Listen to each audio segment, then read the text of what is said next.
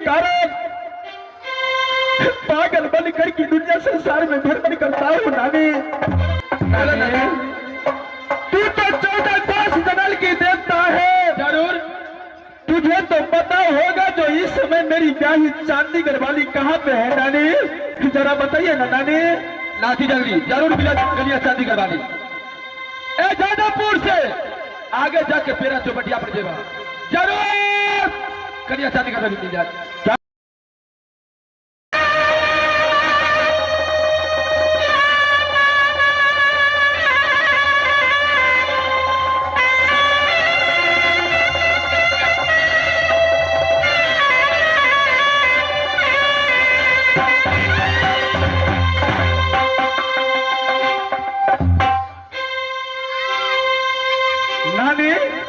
नाती जागली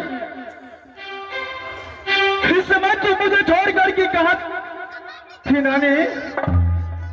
आज मेरा प्राण बचने वाला नहीं था नानी। बोला बाबा आज तूने बहुत मुसीबत में मेरा साथ दिया है नानी। बोला बाबा नानी आना भी जागली। आज देखिए मेरा ऐसा विपत पड़ चुका है नानी। इस विपत का दौर में दुनिया संसार में कोई हित नहीं मिलता है मेरा। दुनिया संसार में कोई खाना खिलाने वाला नहीं मिलता था मेरा नानी। आज 11 बरस से मैंने अपनी सती की कारण पागल बनकर की दुनिया संसार में भ्रमण करता हूँ नानी। ब्याही को दर दर की ठोकर मैंने दुनिया संसार में खाया हूँ नानी। नानी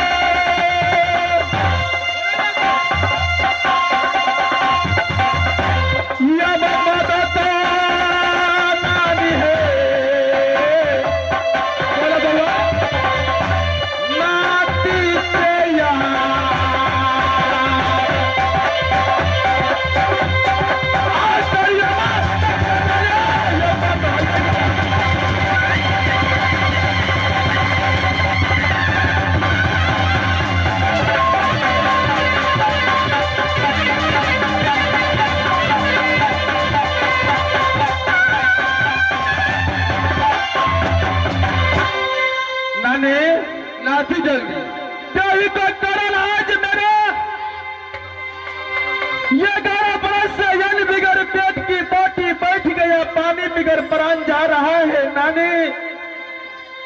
आज 11 बरस से पागल बनकर की दुनिया संसार में भ्रमण करता हूँ नानी।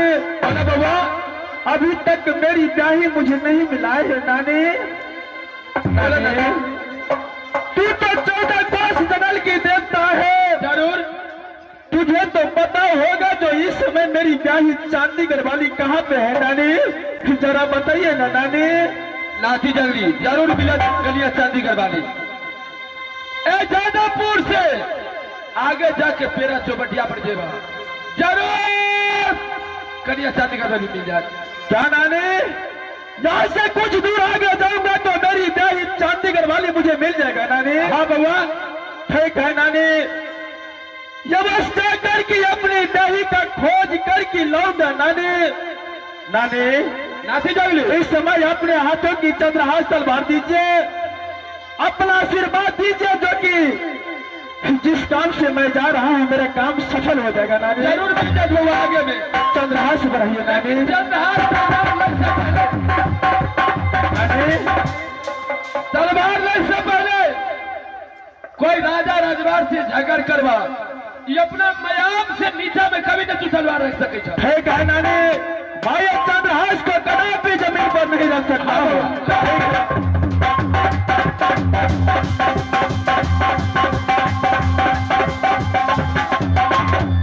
नानी, नाथी जंगली मैं जा रहा हूँ अपनी ब्याही का खोजने के लिए।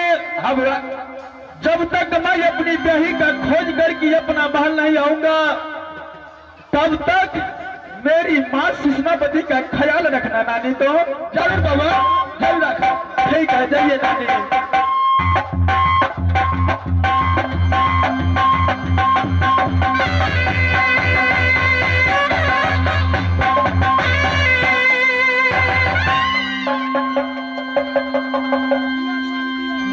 प्रेमी भाइयों, इस समय ये मेरे चवटिया पर मुझे जादू से ये हिरिया चिड़िया ने मुझे सुगा बना करके ये मेरा चवटिया पे रखा था। नानी को मैंने सुगन किया, नानी ने आ करके आज सुगा तन से मुझे मनुष्य तन में बनाया है।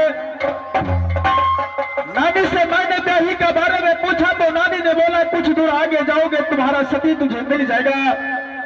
मैं यहां से जा रहा हूं कुछ दूर आगे,